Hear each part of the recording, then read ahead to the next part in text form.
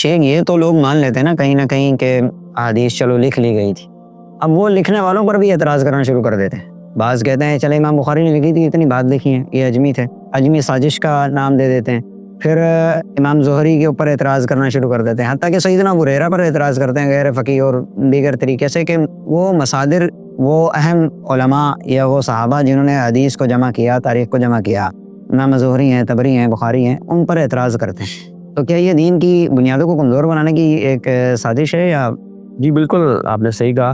اب دیکھیں اعتراض کرنے والے کون ہیں اسی سے اندازہ ہو جائے گا آپ کو، یعنی ان اعتراضات کی بنیاد کس نے رکھی ہے. تو اگر ہم ریسرچ کرنا چاہیں تو یہ جو اورینٹلسٹ گزرے تھے، مستشرقین گزرے تھے، انہوں نے اس چیز کو سب سے پہلے ہائی لائٹ کیا، اور ان سے ہمارے کچھ میں کہوں گا کہ نام نہاد مسلمان بھی کہہ سکتے ہیں اور اس پہ بڑے بڑے نام آ سکتے ہیں. انہوں نے سب سے پہلے ان شبہات کو لیا اور پھر جناب ہماری اردو زبان میں انہیں منتقل کیا اور پھیلا دیا. اور پھر ظاہر ہے حق و باطل کا مارکا تو ہمیشہ سے رہا ہے، ایسا ممکن نہیں ہے ہم سمجھیں کہ سارے کے سارے لوگ جو ہے وہ وَلَوْ شَاءَ اللَّهُ لَجَعَلَهُمْ أُمَّةً وَاحِدَةً، اللہ تعالیٰ چاہتا تو سب کو ایک ہی طرح کا انسان بنا دیتا، لیکن ایسا نہیں ہوا.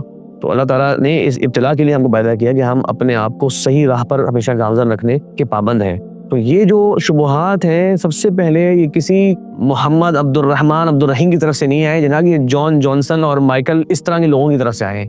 تو انسان سوچ لے کہ وہ کس طرح کے لوگوں سے اثر لینے والا ہے، یعنی جو برتن میں ہے وہی باہر آتا ہے. بالکل بالکل ایسے ہی. تو ایک بات تو یہ ہے. دوسری بات یہ ہے کہ یہ اعتراضات حقیقت پر مبنی نہیں ہے، توہمات پر مبنی ہے. ان کے اوپر یہ تو اعتراض کر رہے ہیں کہ اتنی صحیح احادیث کہاں سے نہیں، ان کی زندگی کو نہیں پڑھ رہے. ان کی زندگی کے اندر وضاحت سے کئی بار ملتا ہے کہ جب وہ 4 سال ان کو ملے اللہ کے رسول صلی اللہ علیہ وسلم کے ساتھ، 4.5 سال ملے کہ خیبر میں وہ آئے تھے، اس کے بعد سے وہ کہتے ہیں کہ میں اللہ کے رسول صلی اللہ علیہ وسلم کے ساتھ اپنے بھوک کے ساتھ رہا کرتا تھا. مطلب کہ بھوک لگتی تھی نا تب بھی میں آپ کی محفل سے کہیں اور نہیں جایا کرتا تھا، علی شبع بطنی. اور کبھی کبھار مسجد نبوی گیٹ پر بیچارے بھوک سے جو ہے وہ گر پڑتے تھے، بھوک کی شدت سے، لیکن وہ وہیں رہا کرتے تھے، نہ شادی کری نہ کہیں اور گئے. صبح دوپہر شام جب وہاں موجود رہے تو خود کہتے ہیں کہ میرے بھائی جو تھے مہاجرین وہ بعض مدت تجارت بھی کر لیا کرتے تھے، بالکل درست ہے، اور میرے انصار کے بھائی جو تھے وہ کھیتی باڑی بھی کر لیا کرتے تھے. تو میں اس موقع پر موجود رہا جس موقع پر بعض مرتبہ وہ لوگ موجود نہیں ہوتے تھے. اور دوسری اہم بات کہ انہیں آپ صلی اللہ علیہ وسلم کے بعد وقت کتنا ملا، تقریباً 48 ایئرز، ان کا انتقال ہوا ہے 58 یا 59 ہجری کو. تو آپ صلی اللہ علیہ وسلم کے بعد انہیں ایک لمبا عرصہ ملا ہے دین کی تبلیغ کرنے کا، دین کو پہنچانے کا، دین کو پھیلانے کا.